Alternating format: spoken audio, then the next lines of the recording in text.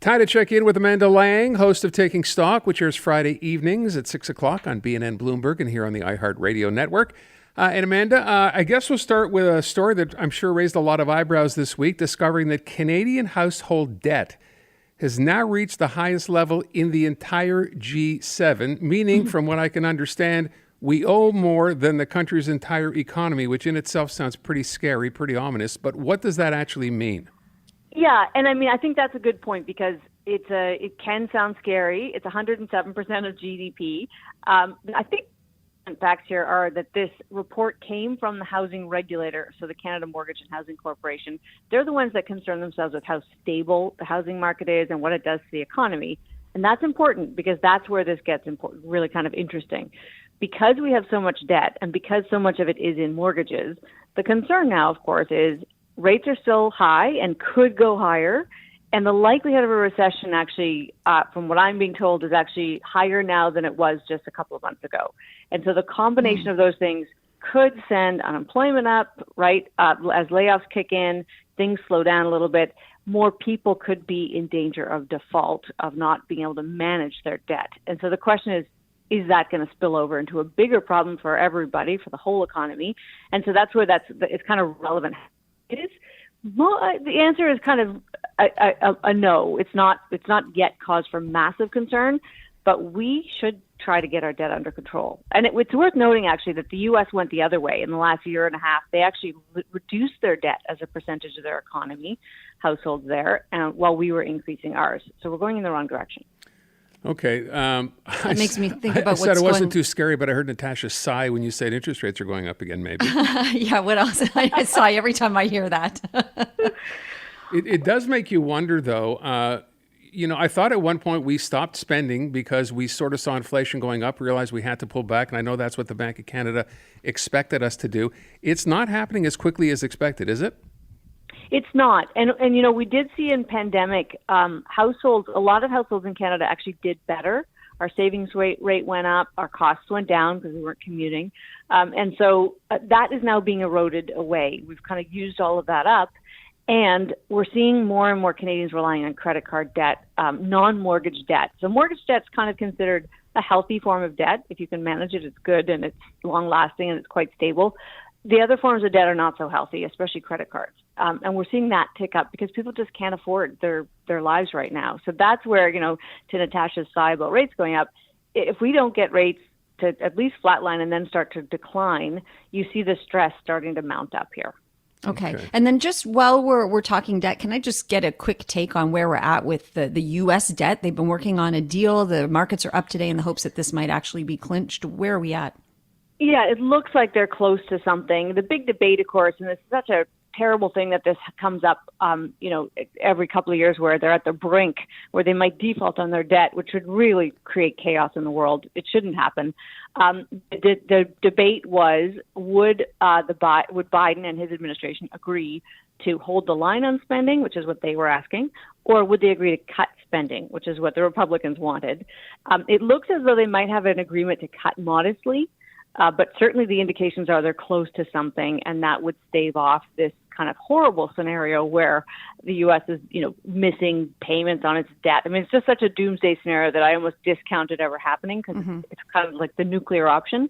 But we do find ourselves at the brink way too often. So it's you wish they would solve it more permanently. Okay, let's move on to the next thing to worry about, jobs. This one's scary too. Yeah, so workers who will, you're suggesting, be replaced first by AI. This is according to experts. What are we looking at? So we're starting to kind of see people looking down the line at what AI is capable of and how quickly it's expanding and asking what jobs will be replaced. And there's a whole host of them. And of course, you could kind of picture what they are. And you're already seeing some of it, right? So everything from kind of the grocery store clerk, which can now be done by a machine, to automated phone calls that take your information, or systems where you put in your own information and that replaces a human being who used to do it. Those are kind of the low-level, entry-level jobs that are already being replaced. The question is, at what point are you and I replaced by AI, right? At what point can the machines just do a better job of everything? The reassuring thing is we're probably a little ways off that, and in the meantime, you and I will be able to do our jobs better and more efficiently by using tools that are based on AI. So we're kind of starting to we can get a little bit scared, but it's probably our kids who have to worry about it more than we do. Anything in there on radio, Amanda, that you saw? Just checking, asking for a friend. You know they're going to want to replace us before For as soon sure. as they possibly can. So, I there's actually been a joke about kind of avatars that could do television anchoring for many years. And the truth is, if people don't care, then that could happen. But I think, viewers and listeners do develop relationships with people, and that's where, being human still has a premium. And I hope that never goes away. Yeah. Well, speaking of relationships, I think you want to make sure you have a good relationship with mom and dad these days if you want to buy a house. We were just talking about interest rates going up, and it seems more and more people are turning to the bank of mom and dad. Yeah, it's really, this is a really kind of a sad story in the sense that there's a lot of generational wealth. So baby boomers have the money, their children need the money, and rather than waiting for your mom and dad to die, you're seeing more and more that they help their kids get into the housing market. CIBC did some good research on this a while back for 2021. 30% of first-time home buyers were getting help, and the help was a lot, like 80,000. So that's kind of material. The downside, of course, is it shuts out everybody who doesn't have that possibility, whose parents don't have the excess cash to help them. And we know that the numbers are probably worse now because the market is even worse than it was in 2021 in a whole bunch of different ways. So it does create this kind of inequity, right? That the wealth stays in the hands of the people that have it, and then you create a whole kind of group of people who are just shut out, which does kind of point you to, should we be having more focused conversations? I think we should. I don't know what you guys think, but on the public policy side of how we sort housing out so it doesn't become something where lucky people get rich and everybody else is just struggling to find a good roof over their head. Yeah, but then we have to wrap that into the whole need for social and affordable housing. It's a giant problem to have to deal with. It really is. But I mean, there are solutions that we could agree. I mean, unfortunately, one of the solutions to the housing affordability problem is that people who already have homes make less on them. And that's where it gets sticky, right? None of us who already have a house want to lose out on our, the big windfall. But we might have to get our heads around that so that there's a little bit more equality out there. Okay. I think it needs to fall on developers and the government way more than it does on individual homeowners. But that's Agreed. where I'm coming from. So the last thing we want to talk about, and I saw a big story on this in the U.S. the other day, but obviously it's affecting us here too. And I say us, I mean in major Canadian cities. So Toronto is warning about a glut of empty office towers. This is still because people simply are not coming back to work the way we thought they might once the pandemic was over. And this is going to have an impact on the economy as well. There's millions, hundreds of millions of dollars talking about here.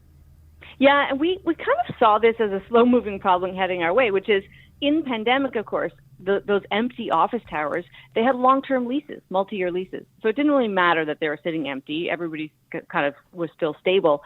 Well, now, more and more people saying, do we really need this floor plate? Can we actually downsize or shrink or move? And so commercial real estate we're now seeing some of the smaller players actually running into a bit of trouble because they are losing out on these leases or they're having to negotiate down. I think, cynically, it's going to mean we will see more pressure by kind of the corporate bosses to get us all back to work because they want to keep the system stable. In other words, the forces of the status quo are really what's pushing us all back into those towers. But you're seeing huge resistance. I mean, we all know, younger people especially, but people who've kind of seen that their life can actually work around their job and not vice versa, they're kind of saying, well, I'm not giving that up. And given the labor market, maybe they don't have to, right? It's such a tight labor market.